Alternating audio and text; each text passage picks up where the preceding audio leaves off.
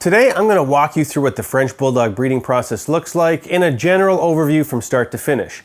And if you're new to the channel, we produce top-notch Frenchie content, and if you could please subscribe to the channel, it would really help us out. Now, it will be a very basic overview for some first-time breeders to get some general knowledge of the process, but keep in mind that there are many other challenges that can potentially arise and may not be covered.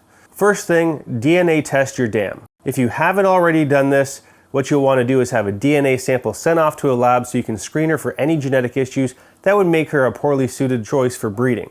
We have another video here on how to do that. She should also be evaluated by a vet to check for any other health issues.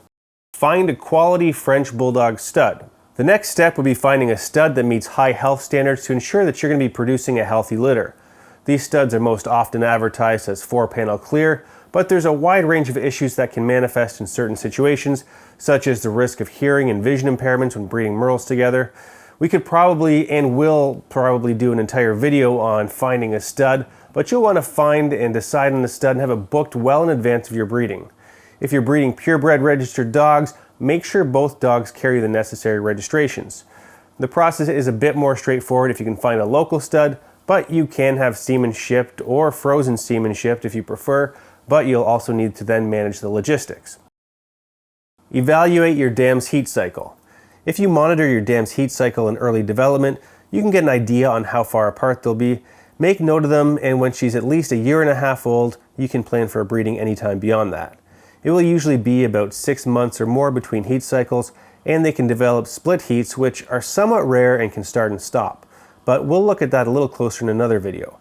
Once your female shows signs of heat, which will present itself as visible blood or often significant swelling of the vulva, you'll be expected to progesterone test your dam in the days ahead to determine her ideal time to be inseminated. Often breeders will begin testing levels around day 7 from the first sign of heat. Your vet will look for what's known as the LH surge, which will identify the best day for her to conceive. The average time is around 11 to 13 days from the first sign of heat. Since French Bulldogs do not tie often naturally, and because dogs can contract STDs, the entire process is going to be done artificially.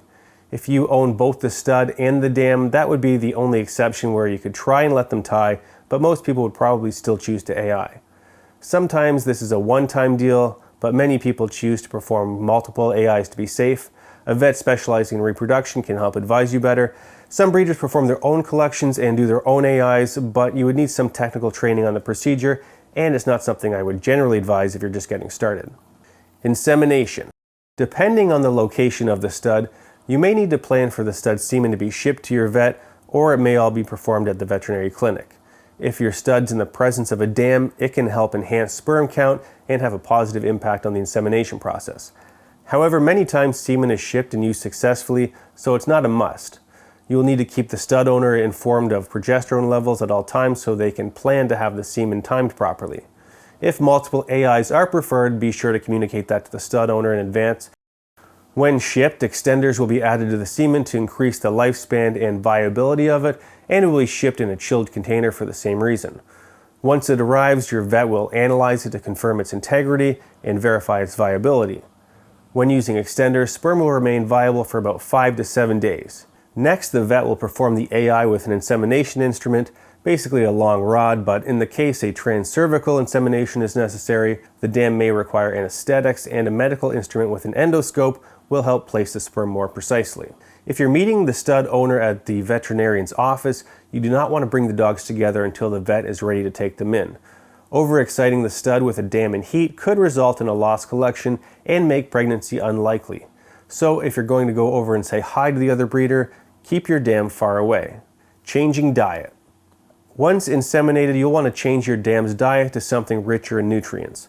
Many breeders use puppy food during this period, but we've been advised of some better alternatives that we'll discuss more in another video. Another thing you'll want to consider is a folic acid supplement, as it can help reduce the chance of producing puppies with a cleft palate. Puppies born with a cleft palate have a much lower survival rate, require significant human intervention, and corrective surgeries. There are some other diet and supplement recommendations from other breeders that we will link to in our YouTube description. Pregnancy and labor. Following the insemination process, you can follow up with an ultrasound 30 days after the last insemination to confirm pregnancy and try to estimate the size of the litter.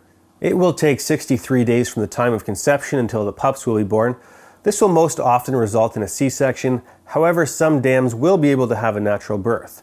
There will be signs to look for during the last 2 days of pregnancy. She will need to be monitored extremely close to avoid any potentially devastating consequences to her and her puppies. It cannot be understated enough that this breed does not generally reproduce successfully without human intervention. Do not take this lightly, and when in doubt, consult a veterinarian.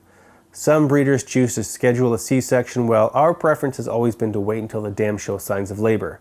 These signs of labor could include temperature dropping, excessive panting, nesting, they may look for a secluded part of the house, and a loss of appetite. A scheduled C-section that is too early can result in loss of life, while waiting too long to recognize the signs of labor can also do the same. The correct timing is critical. You can also use progesterone testing to identify the best time for a C-section, an extra cost, but it could definitely be a life-saving measure in some instances. Puppy time. If everything runs smoothly, you will be bringing your healthy pups back home with you and mom in a matter of hours.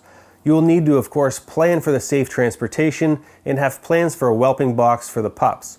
A whelping box can be purchased or constructed to keep the pups in close proximity for warmth. We'll add some links where you can find these things in our video description. You can also look into getting warming lamps. French Bulldog puppies need to be monitored very closely in the first few weeks ahead, as they can wander from mom and wander away from that heat source, which is critical to their survival. You can help stimulate puppies with a cotton ball and water to help them pee and poop. Mom often does this by licking them, but it's a good idea in the event mom's feeling a bit overwhelmed. You will be very busy in the weeks ahead monitoring the puppies and cleaning up after them. It's recommended that the pups stay with mom for a minimum of 8 weeks until they can be safely homed elsewhere. They'll need to be vaccinated before departing, and you should avoid bringing them around other animals and exposing them to many people in the early weeks while they're building up their immune system. Continue learning. Keep in mind this is a general look at the breeding process for French Bulldogs. There are many challenges even the most experienced breeders will be unable to overcome. If you're considering breeding French Bulldogs for the first time, be sure to read more and join support groups to help answer your questions and better prepare you. Check out our YouTube channel for more additional French Bulldog topics, and we will see you real soon.